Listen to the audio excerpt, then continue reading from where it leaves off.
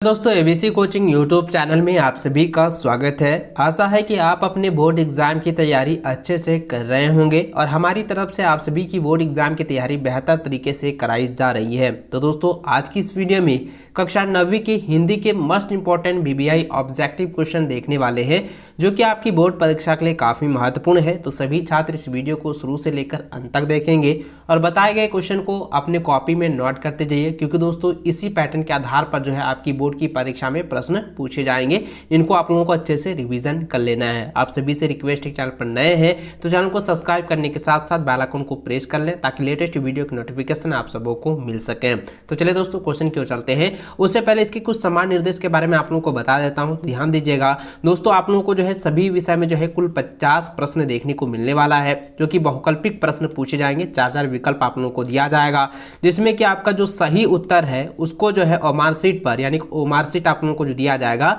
उसमें जो है सही गोले को एकदम काला करके एकदम पूरी तरह से फिल करना है। आपको जो है हमेशा याद ध्यान रखना है कि नीला या काला बॉल पेन से ही आप लोग को यूज करेंगे, पेंसिल से यूज नहीं कीजिएगा। और प्रत्येक प्रश्न जो है 1 अंक का होगा, यानी कि फुल मार्क जो है आप लोगों को 50 दिया जाएगा। समय जो है आप लोगों का 1.5 घंटे का दिया जाएगा। ठीक है, तो चलो दोस्तों आगे क्वेश्चन की ओर चलते हैं। तो देखिए सबसे पहला क्वेश्चन आप देख पा रहे हैं, यहाँ पे लिखा है निम्नलिखित गद्यांश को ध्यानपूर्वक पढ़कर उससे दिए गए प्रश्नों के उत्तरों में से सही विकल्प को चुनें। तो देखिए दोस्तों यहाँ भी जो है सबसे पहला जो है आपका गद्यांश दिया हुआ है, इसको आप लोग अच्छे से ध्यानपूर्वक पढ़ेंगे। यहाँ पे देखिए देश प्रेम क्या है, यानी कि देश प्रेम से रिलेटेड यहाँ पे सवाल जो है यहाँ पे गद्यांश दिया गया है, इसको आप लोग अच्छे से पढ़ेंगे। चलिए मैं इसका क्वेश्चन आंसर को चलते हूँ।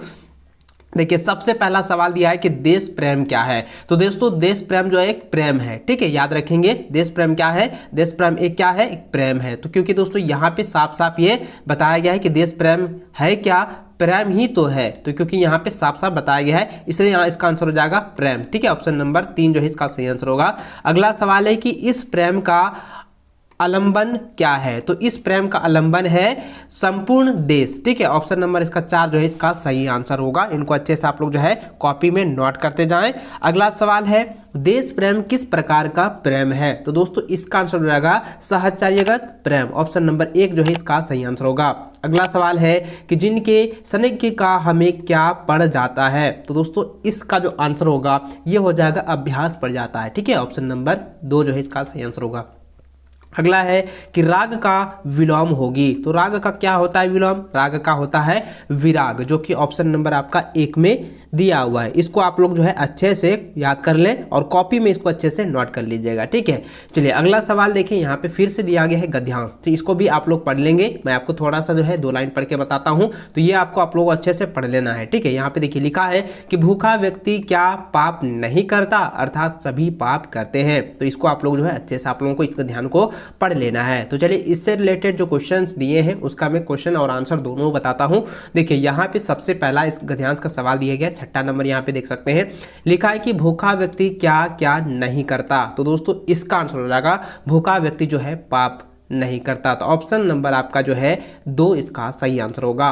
अगला सवाल है कि धन से छीन मनुष्य क्या हो जाता है। तो धन से छीन जो है मनुष्य दयाहीन हो जाता है। ऑप्शन नंबर 3 इसका सही आंसर होगा। अगला सवाल 8वां नंबर यहाँ पे दिया गया है कि आज जिस और डकैती, छीना झपटी और लूट खपोट सुनाई पड़ती है। तो यहाँ पे क्या हो जाएगा, इसका आंसर हो जाएगा तीनों ओर। ठीक है, क्योंकि आज किस ओर, यानी डकैती 1 हो गया, छीना चपटी 2 हो गया और लूट खपोट 3 हो गया। तो यानी तीनों ओर जो है सुनाई देता है। तो ऑप्शन नंबर इसका 3 जो है इसका सही आंसर होगा।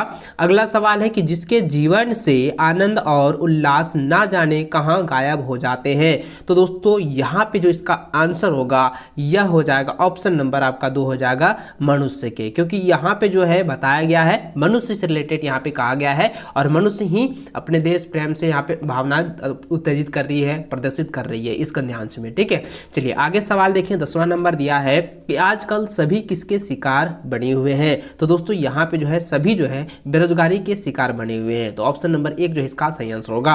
अगला सवाल देखें, यहाँ पे दिया गया है कि नीचे दिए गए पत्र लेखन के रिक्त स्थानों को सही विकल्प द्वारा भरें। तो दोस्तों यहाँ पे जो एक पत्र लेखन दिया गया है इसको आप लोगों को जो है अच्छे से भरना है, फिल करनी है।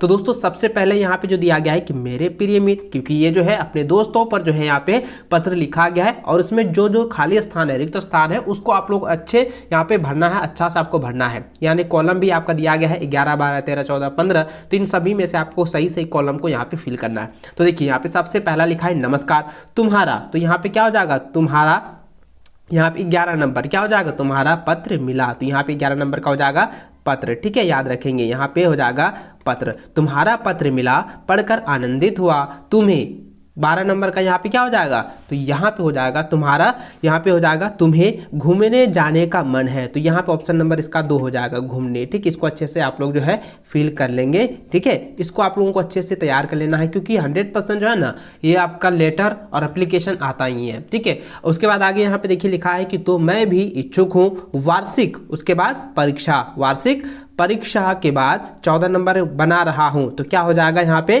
कार्यक्रम बना रहा हूं, ठीक है। 14 नंबर में क्या हो जाएगा कार्यक्रम, यहाँ पे हो जाएगा वार्षिक परीक्षा के बाद कार्यक्रम बना रहा हूं। रांची जिले में ही कोई झरना देखने चलेंगे।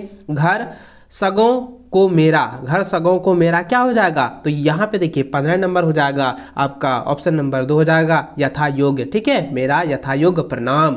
नमस्कार कहना, अब पत्र समाप्त करता हूँ तुम्हारा मित्र सुरेंद्र चंद्र। इस तरह से जो है आपको जो है फिल कर लेनी है, इसको अच्छे से आप लोग जो है इन सभी पॉइंट को अच्छे से तैयार कर लेनी है। और 100% गारंटी के साथ कहता हूँ दोस्तों कि आपको जो है बोर्ड की परीक्षा में लेटर एप्लीकेशन, लेटर यानी कि आपका जो प्रिय मित्र हुआ, भाई बहन और आपके प्रधानाध्यापक या नगर पालिका, इन सभी पर जो है 100% जो है एग्जाम में लेटर आते हैं। इन सभी को आप लोगों को अच्छे से पढ़ना है, अच्छे से आपको इसको अच्छे से समझ लेनी है, ठीक है। चलिए आगे देखते हैं। अगला सवाल देखिए यहाँ पे लिखा है कि व्यवहारिक व्याकरण प्रश्न संख्या 16 से 30 तक, यानी कि आपको जो है 16 से 30 तक जो है आपको यहाँ पे व्याकरण से सवाल दिया गया है। तो देखिए सबसे पहला आप देख सकते हैं 16 नंबर लिखा है कि कवि का स्त्रीलिंग रूप होता है, तो कवि का स्त्रीलिंग क्या होता है, कवित्री होती है, तो यहाँ पे हो जाएगा कवयित्री, ऑप्शन नंबर 4, ठीक है। अगला है कि घोड़ा का बहुवचन रूप होता है, तो घोड़ा का बहुवचन क्या हो जाएगा, घोड़ा का हो जाएगा घोड़े, तो यहाँ पे हो जाएगा ऑप्शन नंबर 2 इसका सही आंसर होगा। अगला है कि मानव का विशेषण होता है, तो मानव क्या होता है, मानव जो होता है मानवीय होता है, तो ऑप्शन नंबर इसका हो जाएगा 3, ठीक है, मानव का विशेषण हो जाएगा मानवीय। अगला है में पर किस कारक का चिन्ह है, तो में पर जो है ये किस कारक का जो चिन्ह है, तो दोस्तों यह हो जाएगा ऑप्शन नंबर डी हो जाएगा, अधिकरण में पर का जो है चिन्ह है, तो यानी अधिकरण का ये अधिकरण कारक का जो है में और पर का चिन्ह है, ठीक है, इसको अच्छे से याद रखेंगे।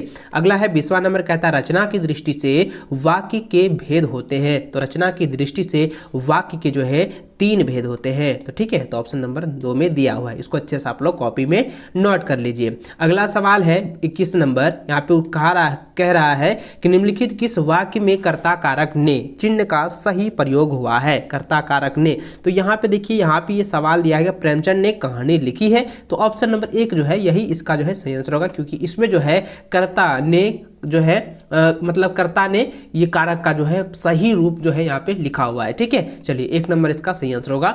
अगला सवाल है कि जहां जहां वह गया उसका बहुत सम्मान हुआ, वह कौन वाक्य है, तो यहाँ पे देखिए जहां जहां का प्रयोग हो रहा है, क्योंकि जहां जहां का वह गया, तो क्योंकि यह जो है यह कौन सा वाक्य है, यह जो एक मिश्र वाक्य है, क्योंकि जहां जहां है और वह गया, तो 2 वाक्य इसमें साथ संयुक्त हो रहा है, मिश्रित हो रहा है, तो यहाँ पे क्या हो जाएगा वह उसका बहुत सम्मान हुआ, तो ये एक यहाँ से यहाँ तक एक वाक्य होगा और यहाँ से एक वाक्य हो गया, तो यानी कि 2 वाक्य इसमें सम्मान मिल रहा है, तो यानी कि ये हो जाएगा मिश्रित वाक्य, जो कि ऑप्शन नंबर आपका 2 इसका सही आंसर होगा, ठीक है, मिश्र वाक्य।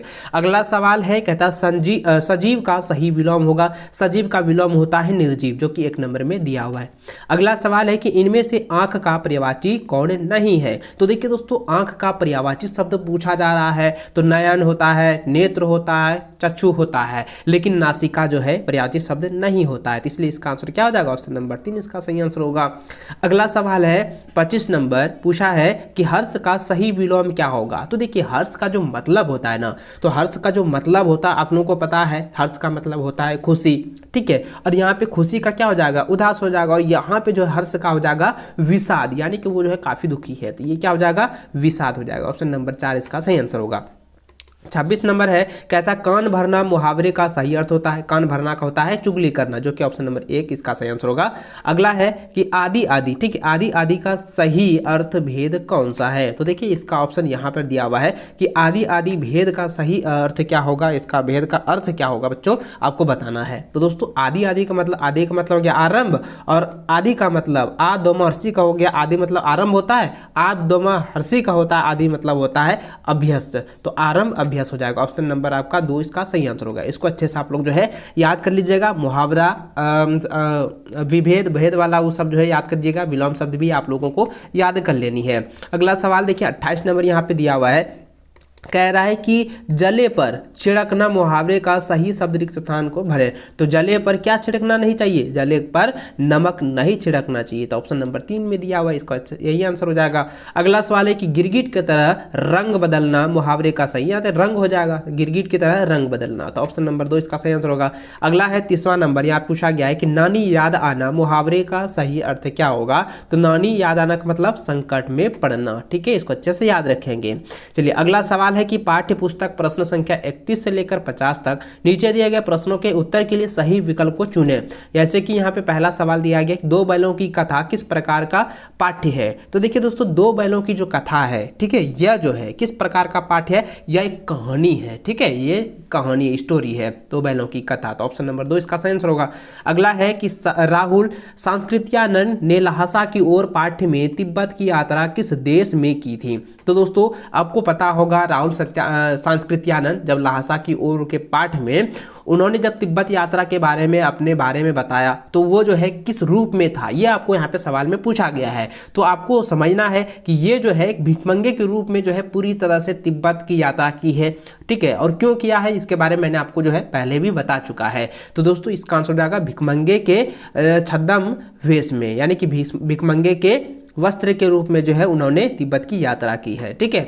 चलिए अगला क्वेश्चन है कि उपभोक्ता की संस्कृति पाठ में किन सामग्रियों से बाजार भरा पड़ा है? तो दोस्तों इसका आंसर हो जाएगा विलासिता की जो है विलासिता की जो है सामग्रियों से बाजार भरा हुआ है। ऑप्शन नंबर 2 इसका सही आंसर होगा। अगला सवाल है कि सांवले सपनों की याद पाठ में किसका वर्णन की गई है? तो दोस्तों इसका हो जाएगा सालिम अली का, ठीक है, ऑप्शन नंबर ए इसका सही आंसर होगा। इसका सही आंसर होगा सालिम अली का, अच्छे से इसको याद रखेंगे।